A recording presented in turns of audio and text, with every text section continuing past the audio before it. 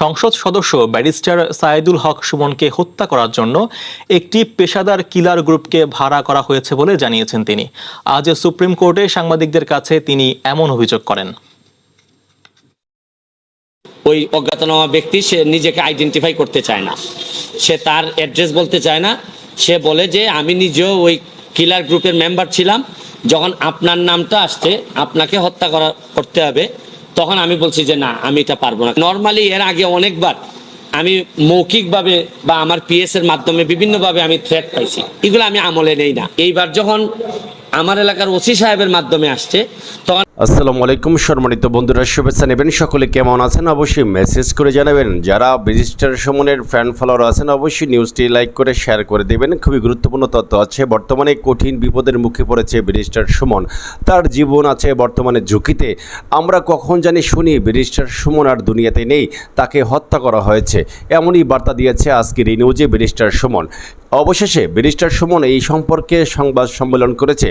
সংবাদ সম্মেলনে যে মন্তব্য করেছে, তাকে কে হত্যা করতে চাচ্ছে এই বিষয় নিয়ে ব্যারিস্টার সুমন মুখ খুলেছেন। আমরা ব্যারিস্টার সুমনের বক্তব্য শুনব।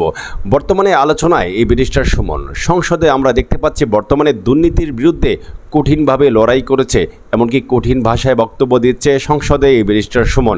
কিন্তু তার পিছনে লেগেছে শত্রু। কে শত্রু? বিভিন্ন প্রসঙ্গ তুলে ধরেছে ব্যারিস্টার সুমন। অবশ্যই সম্পূর্ণ নিউজটি স্কিপ না করে দেখবেন। এমনকি বন্ধুরা, যারা আমার এই নতুন চ্যানেলটি এখন পর্যন্ত সাবস্ক্রাইব করে নাই, নিত্য নতুন আপডেট পেতে সাবস্ক্রাইব করে আমাদের সাথে থাকবেন। আমরা কথা বাড়াবো না, চলে যাব স্ক্রিনে। গতকালকে আমি আমার জীবনের নিরাপত্তা চেয়ে শেরেবাংলানগর থানায় একটি জিডি করি। জিডির বিষয়টি হচ্ছে গিয়ে যে গত বৃহস্পতিবার সংসদে থাকাকালীন সময় আমার এলাকার যিনি অফিসার ইনচার্জ, উনি আমার ফোন দিয়ে জানালেন যে স্যার, আপনি একটু বাড়ি আসলে আপনার সাথে আমার একটু বসতে হবে, গুরুত্বপূর্ণ কথা আছে। তো শুক্রবারে আমি বাড়ি যাওয়ার পর উনি দুপুরবেলা আমাকে বসে আমাকে বললেন, আমাকে একটা মেসেজ দেখালেন যে উনাকে একটা লোক 2-3 দিন ফোন করার পর উনি যখন আমলে নিচ্ছিলেন না, তখন উনারে একটা মেসেজ দেয় যে ওই লোকটা, অজ্ঞাতনামা লোকটা আমার সাথে দেখা করতে চায়, কথা বলতে চায়, দেখা করতে চায় না, কথা বলতে চায়। তো ওসি সাহেব আমলে নেননি। পরে যখন মেসেজটা দেখছেন, যে মেসেজের মধ্যে আছে, দেখা যাচ্ছে যে একটা কন্ট্রাক্ট কিলার গ্রুপ যারা হায়ার করা হয়েছে তারা নাকি অ্যাক্টিভ, তার বক্তব্য অনুযায়ী। তো ওসি সাহেব আমারে উনার ফোন দিয়ে ওই অজ্ঞাতনামা ব্যক্তির সাথে ফোনে ধরাই দিলেন। আমি কথা বললাম। কথা বলার পর যে জিনিসটা ওরা জানাইলো আমাদেরকে, ওই অজ্ঞাতনামা ব্যক্তি সে নিজেকে আইডেন্টিফাই করতে চায় না, সে তার অ্যাড্রেস বলতে চায় না। সে বলে যে আমি নিজেও ওই কিলার গ্রুপের মেম্বার ছিলাম, যখন আপনার নামটা আসছে আপনাকে হত্যা করতে হবে, তখন আমি বলছি যে না, আমি এটা পারবো না। কারণ উনি ওই লোকটা সিলেটি, সে আমার কাজকর্ম সম্পর্কে জানে, এই জন্য সে কোনোভাবে রাজি হয় নাই। তখন সে বলছে যে আমার বিষয়টা হচ্ছে গিয়ে, তার বক্তব্য অনুযায়ী আমার বিষয়টা হচ্ছে গিয়ে, আমি আপনাকে একটা ওয়ার্নিং দিচ্ছি, আপনি এই 2-3 দিন আপাতত ঘরের বাইরেই যাবেন। তো এইটা শোনার পর আমি নর্মালি এর আগে অনেকবার আমি মৌখিকভাবে বা আমার পিএস এর মাধ্যমে বিভিন্নভাবে আমি থ্রেট পাইছি, এগুলো আমি আমলে নেই না। কারণ এগুলা সামনে বললে একটা প্যানিক তৈরি হইতে পারে, এই জন্য আমি কখনোই সামনে নিয়ে আসি নাই। এইবার যখন আমার এলাকার ওসি সাহেবের মাধ্যমে আসছে, তখন আমার কাছে মনে হয়েছে যে মানুষ যখন কখনো কোনো ওসিরে নর্মালি তো কেউ ফোনই দেয় না, তার উপর যখন সে এইরকম একটা মেসেজ দিচ্ছে, তখন আমার মনে হয়েছে, আমার এখন মনে হয়েছে যে সিরিয়াসলি একটা পটেনশিয়াল থ্রেট, আমার এটা অবশ্যই আমলে নিতে হবে। তো এই জন্য আমি ওই দিন পরের দিন সকালেই আমি ঢাকা চলে আসি, সংসদ ভবনে চলে আসি। এসে আমি এর ভিতরে আমি পুলিশের ঊর্ধ্বতন কর্মকর্তা যারা আছেন তাদের সাথে আমি কথা বলি। তো এরপরে আমি জিডিটা আমি গতকালকে করছি। কিন্তু আমার যে জায়গাটাতে প্রশ্ন হচ্ছে, দেখেন, আমি একজন মেম্বার অফ পার্লামেন্ট। পুলিশ যখন, আমার এলাকার ওসি সাহেব যখন জানলেন কোনো একটা মারফতে যে আমার একটা লাইফ রিস্ক আছে, তখনই কিন্তু উচিত ছিল যে উনি এসপি সাহেবের সাথে আলাপ করবেন, ডিআইজি সাহেবের সাথে আলাপ করবেন। এটা কি আসলেই থ্রেট নাকি না কেউ বোগাস নাকি না কিছু, এটা তো আমার কাছে আসার আগেই এদের তদন্ত করে ফেলা উচিত ছিল। মানে আমাকে জিডি করতে হলো কেন? প্রশ্নটা হচ্ছে গিয়ে যে আমার থ্রেটটা তো আমি জানি না, জানছে প্রথমে ওসি সাহেবের পরে এটা এসপি ডিআইজি ওনাদের কাছে যাবে।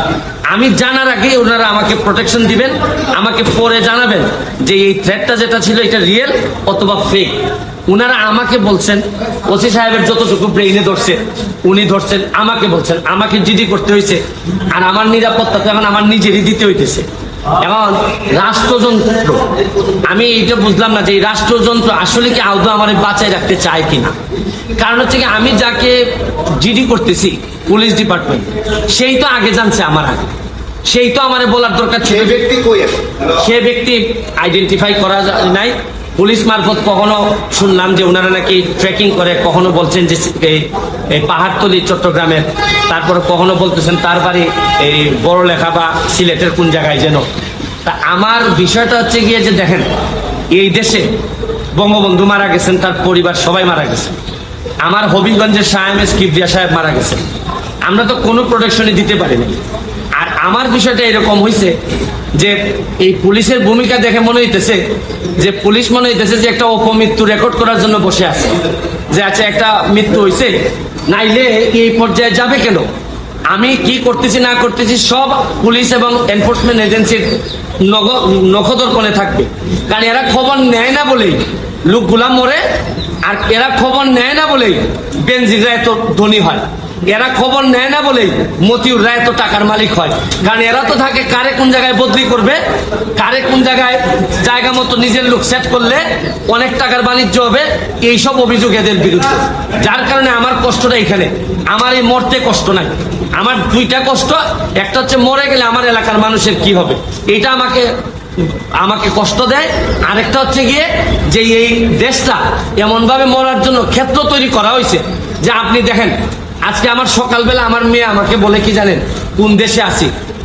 আমার মেয়ে আমারে বলে তোমাকে নাকি থ্রেট দিছে কে, সে আমেরিকাতে থাকে, বাচ্চা মাত্র বয়স 11। আমি বলছি হ্যাঁ আমি তো গুড ওয়ার্ক করি, এই জন্য ব্যাড পিপুলরা আমারে হুমকি দিছে। সে আমারে বলে there must be a line between good work and stupidity. মানে আমার মেয়ে মনে করে আমি যে গুড ওয়ার্ক করি, আমি যে অন্যায়ের বিরুদ্ধে প্রতিবাদ করি, এগুলো হচ্ছে গিয়ে স্টুপিডিটি। কারণ আমি আর কি জবাব দিব তার, কারণ সে তো তার মাথার মধ্যে এগুলাই আছে যে বাংলাদেশে যারা ভালো কাজ করে, অন্যায়ের প্রতিবাদ করে, এরা স্টুপিড। কিন্তু আমার মেয়ে অল্প বয়সী মেয়ে, আমি তো বুঝাইতে পারি না যে আমার জন্ম এই দেশে, এই দেশের মানুষের কল্যাণে আমি কাজ করতে চাই। কারণ আমার রক্তের মধ্যে এটা আছে, আমি করবো কি এটা। যে ধরনের প্রোটেকশন, আমি তো আর আগের ব্যারিস্টার সুমন না, মেম্বার অফ পার্লামেন্ট হিসাবে আপনি না আগের ব্যারিস্টার সুমনকে ফেলে দিলেন, কিন্তু মেম্বার অফ পার্লামেন্ট হিসাবে আমার সিকিউরিটির আগেই আমি যে জিডি করা লাগলো, এটার জন্য দুঃখ প্রকাশ করতেছি। কেন আমি জিডি করবো? সম্মানিত দর্শক, ব্যারিস্টার সুমনের বক্তব্য শুনতে পেয়েছেন। সে যে বক্তব্য দিয়েছে, তাকে কখন জানি হত্যা করা হয় সে নিজেই জানে না, এমনই মন্তব্য করেছে, সেটা আমরা সকলে দেখতে পেয়েছি। আপনারা যারা ব্যারিস্টার সুমনের ফ্যান ফলোয়ার আছেন, অবশ্যই নিউজটি লাইক করে শেয়ার করে দেবেন। আর ব্যারিস্টার সুমন যে মন্তব্য করেছে, যে সংবাদ সম্মেলন করে যে মন্তব্য করেছে, এই বিষয় নিয়ে আপনাদের মতামত মেসেজ করে জানাতে পারেন। আর যারা আমার এই নতুন চ্যানেলটি এখন পর্যন্ত সাবস্ক্রাইব করেন নাই, নিত্য নতুন ভিডিও পেতে সাবস্ক্রাইব করে আমাদের সাথে থাকবেন। ভালো থাকবেন, আসসালামু আলাইকুম।